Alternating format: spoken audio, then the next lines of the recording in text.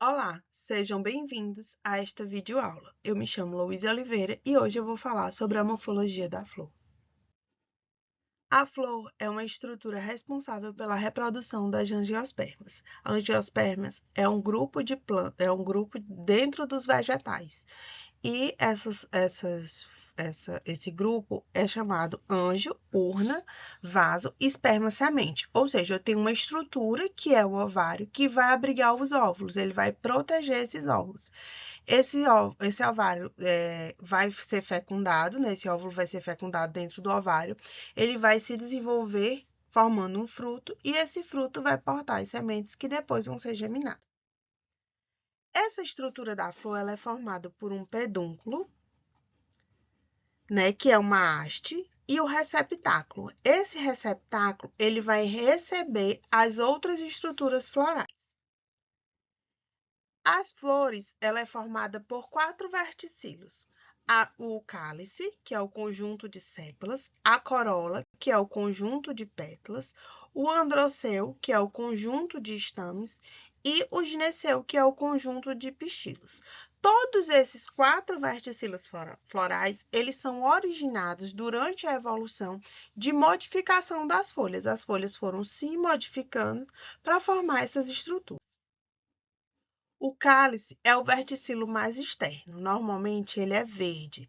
Ele é formado, né, por um conjunto de sépalas que vão ficar bem juntinhas quando a folha é jovem, formando para proteger esse botão floral. Depois que a flor se desenvolve, se essas sépalas elas ficarem separadas, a gente chama de dialisépala. Se essas sépalas ficarem unidas, a gente chama de gamosépalas. A gente tem essas sépalas bem unidas, formando o que a gente chama de gamosépalas. Já a corola é o conjunto das pétalas. Eles são um apêndice mais vistoso, colorido, que tem a função de quê? De atrair polinizadores. Se essas pétalas elas podem estar tanto separadas quanto unidas. Se elas estiverem unidas, a gente vai formar o que a gente chama de corolas tubulares. Isso a gente classifica com relação à corola de dialipétala e gamopétala. Dialipétala é quando eu tenho essas pétalas separadas. Gamopétala é quando eu tenho essas pétalas unidas, formando a corola tubular. Já o androceu, que é a porção reprodutiva masculina da flor, ele é o conjunto de estames. Então, eu tenho o conjunto desses estames. Esse estame é formado por um filete e por uma antera. Nessa antera é que a gente vai encontrar os grãos de pólen. Já a porção feminina da flor é o que a gente chama de gineceu. Por quê? Eu tenho folhas que foram se modificando nessas estruturas e formando o quê? Um tubo. Nesse tubo, eu vou ter o estigma, onde vai entrar o grão de pólen, eu vou ter o estilo, e embaixo eu vou ter o ovário, que vai estar cheio de óvulos. E esses óvulos são os gametas femininos da flor. Com relação ao sexo, a flor pode ser classificada como hermafrodita, também chamada de flor perfeita, porque ela vai possuir os 4 verticilos florais, né? Ela pode também ser classificada como unissexual, feminina, se ela só possuir o órgão reprodutivo feminino, e masculina, se ela só possuir, né, o órgão reprodutor masculino. Quanto à simetria, o que é a simetria? É quando eu faço cortes na flor e essa flor ela possui uma simetria depois desses cortes. Ou seja, se eu pegar uma rosa, eu tenho uma simetria radial. Onde eu fizer o plano de corte, eu vou ter, né, a mesma simetria, ou seja, igualdade entre os lados. Essa flor é chamada de actinomorfa. Já uma flor zigomorfa, eu só tenho um plano de corte, eu só posso cortar a flor em um sentido.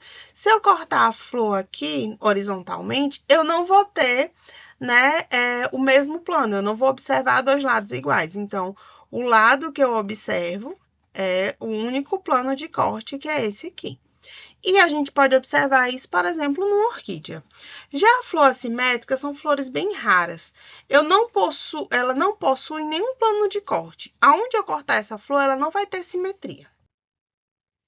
Essa simetria que eu falei anteriormente, ela serve para a gente classificar as flores, né? Para a gente conseguir fazer uma identificação dessa flor.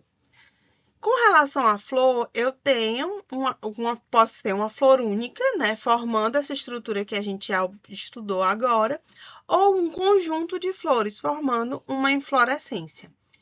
Esse conjunto de flores normalmente é confundido por uma flor única, mas não, são várias flores que formam este ramo.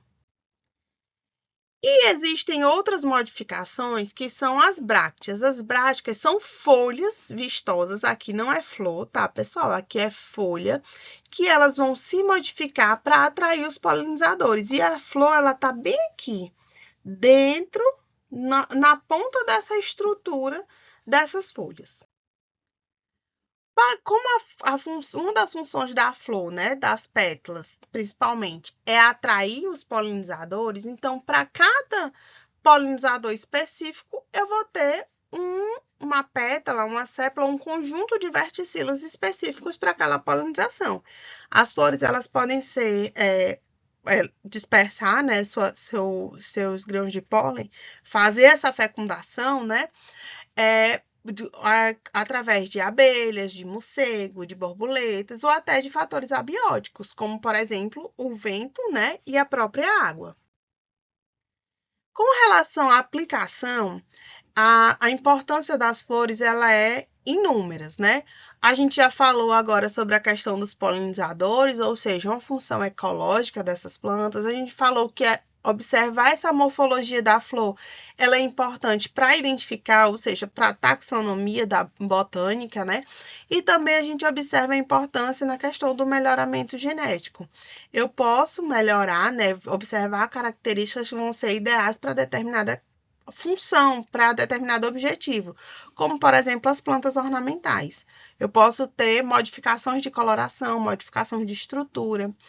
Eu posso utilizar as flores na produção de óleos essenciais, como, por exemplo, óleo de lavanda, na produção de medicamentos, como também na produção de cosméticos, tanto para a questão de essência, do cheiro daquela flor, como também algum composto bioativo que tenha função, né, para o ser humano ou para os animais. Então, pessoal, obrigada. Aqui está o meu e-mail de contato. Caso tenha alguma dúvida, é só falar.